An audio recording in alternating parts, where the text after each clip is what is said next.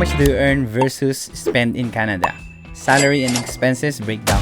Kumusta mga kababayan? If you're planning to move to Canada or you just curious lang kung sapat nga ba ang sahod sa mga gastusin dito sa Canada, this vlog is for you.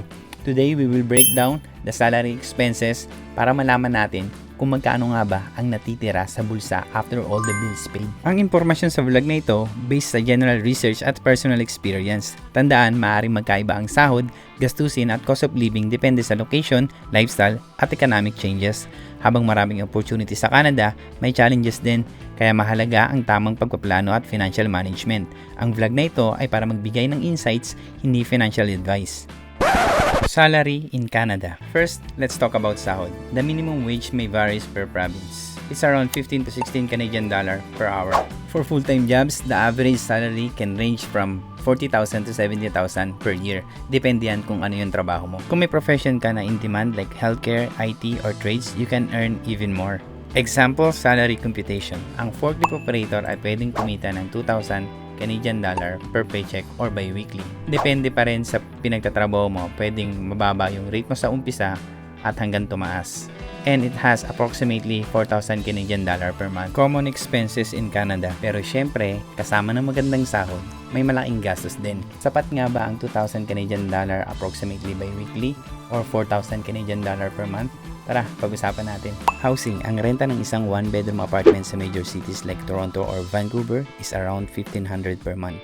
Pero mas mura sa ibang province at pwedeng mas mataas pa. Utilities and internet. Kasama ang kuryente, tubig, internet, laundry, and heater lalo pag winter. Mga around 100 to 150 per month.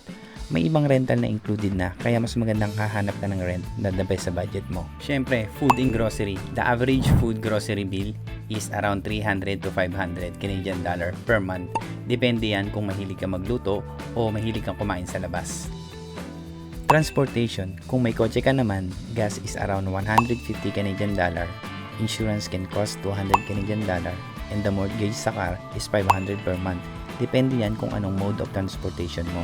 Pero kung public transit ka naman, expect around 100 to 130 Canadian dollar for monthly pass. Health insurance. Good news, most of healthcare services are free dahil sa public health system dito sa Canada. Pero para sa security mo at ng pamilya mo, mahalagang kumuha ka pa rin ng sarili mong health insurance. Ang private insurance ay nag-range ng 100 to 150 per month. Depende yun sa kung ano yung coverage na kukunin mo. Credit card bills, syempre, depende yan sa spending habits mo. Ang average credit card bills ay nag-range ng 200 to 300 per month. Phone bills or cellphone plans here in Canada, ito ay nag-range ng 50 to 120 per month. Syempre, depende yan kung ano yung cellphone provider mo. Syempre, wag natin kalimutan tax and deduction. May mga taxes na ikakaltas sa tuwing sasahod ka, like EI, CPP, tsaka Canadian Pension Plan. Usually, ang deduction yan is around 20% to 30% ng sahod mo. Now, punta tayo sa breakdown ng salary. Salary versus expenses, net savings. So, after deducting all of this, magkano nga ba ang natitira? Monthly salary as a forklift operator, 4,000 Canadian dollar per month. Rent, 1,500. Utilities and internet, 150. Groceries, 500. Car loan, 500. Car insurance, 200. Gas, 150.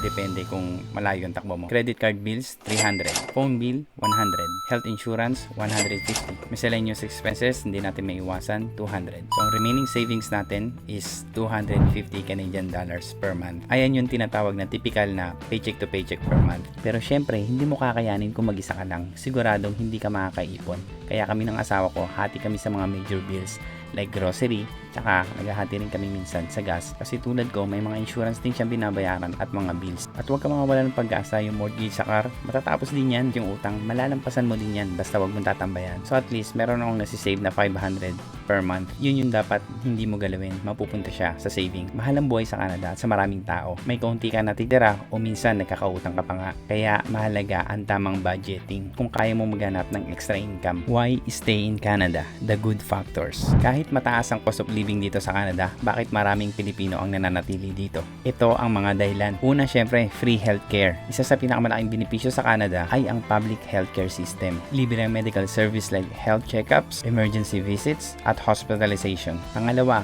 quality of education. May public school system na libre para sa mga bata at may student loans grants para sa higher education. Pangatlo, work-life balance. May paid vacation leave, sick leave. Pang-apat, safe and clean environment. Isa ang Canada sa pinakaligtas at pinakamaayos na bansa sa mundo. May maayos na transportation, mga parks, at clean air. Panglima, multicultural community. Maraming Pilipino at iba't ibang lahi. Kaya hindi ka mag-iisa. Maraming Pinoy stores, restaurants, community events. Pang-anim, strong economy and job opportunities. Laging may demand sa skilled worker, lalo na sa healthcare, trades at IT industries. At ang pang-pito, pathway to permanent residence or PR or even citizenship. Madaling makakuha ng permanent residency. Kaya maraming Pilipino ang nagtatagal dito. Pero syempre, pabago-bago ang rules. Kaya ngayon, nahihirapan ng mga kapwa natin Pilipino kung paano makakuha ng permanent residency o magstay dito sa Canada. Pero ganun pa man, all in para sa akin, ang Canada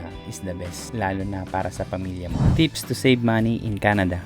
Para hindi tayo laging paycheck to paycheck, here's some tips. Number 1, find a place or roommates para makatipid ka sa renta. Number 2, cook instead kain sa labas. Number 3, look for the hustle, part-time job, or extra income. Siyempre, tumaya ka din ng loto. Malay mo, ikaw na yung milyonaryong Pilipino na susunod. So, sulit nga ba ang sahod sa Canada? Well, it really depends sa lifestyle mo. Mahal ang cost of living, pero kung marunong kang mag-budget, kayang-kaya. Comment down below kung ano pang gusto nyo malaman about living here in Canada. Please, follow mo na ako. Subscribe ka na. Hanggang sa susunod mga kababayan. See you sa next vlog. Peace out.